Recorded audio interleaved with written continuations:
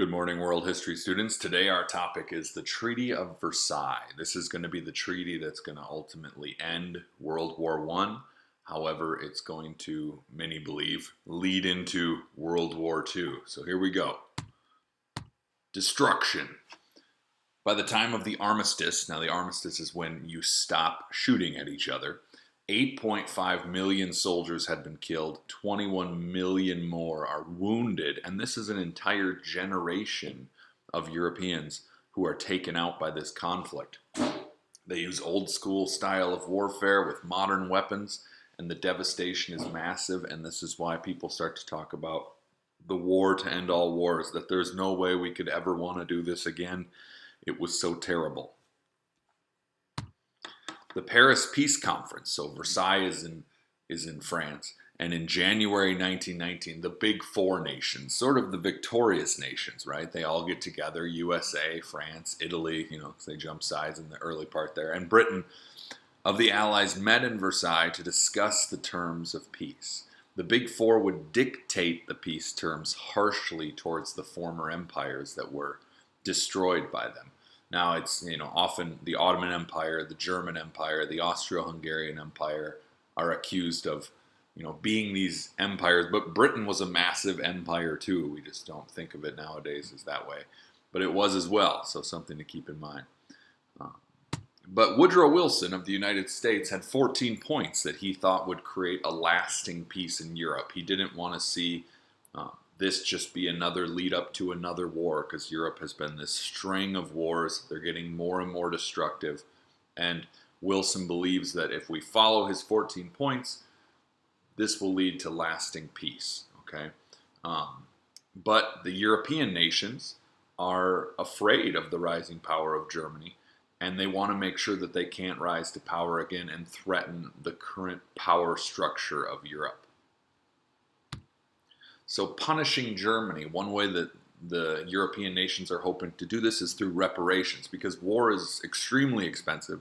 And so they figure that Germany, with its very strong economy, once the war is over and things can get going, they can pay repair payments and give up territory to the Allies. This is all in the goal of keeping Germany under control, because there was wars before this that we didn't get into, the Franco-Prussian War, where Germany does show its military might, and it's very scary to France and Britain and Italy, and the power that they possess. So the goal is very clear, to punish Germany for the war effort.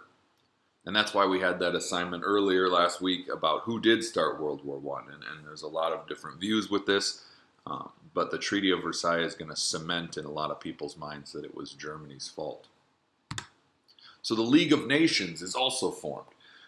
And this is to promote international cooperation. Everybody working together, everybody handling things peacefully as a world community. Obviously, though, there's politicians all over the world and in the United States who view this as somehow fighting against national sovereignty, that nations will not have as much control if there is a world body that sort of talks things out. And the goal is to keep peace among nations. And establish a world court to settle international disputes. Because prior to this, if ambassadors couldn't do it, then you went to war with each other if you had a dispute with another nation. But if you have a court, they can be some sort of outside body that decides the fate of disputes between nations. Terms of the treaty. So it takes 6 months of negotiations, and the treaty is signed. Germany is to give up territory, only allowed 1,000-man army, and no tanks, artillery, or warplanes. So no modern weaponry. A small army. I know 100,000 people is a lot of people, but at this time that is a very small army to have. And in here, it talks also. There's even more about paying war reparations. So it's going to hurt Germany's economy, and it's going to hurt a lot of German pride as well, which is going to lead to problems later. The occupation of the Rhineland. So another thing that the Allied forces are going to do is they're going to occupy part of Germany. And this is very unsettling to many Germans because they never actually lost, but they have foreign troops on their land occupying part of their country as sort of a buffer between them and other countries that they had invaded. But also conveniently in certain areas that are very rich in natural resources like coal. The Weimar Republic, so this is the government that takes over in Germany, and it takes over from the Kaiser, who was the leader during World War I, sort of like the emperor.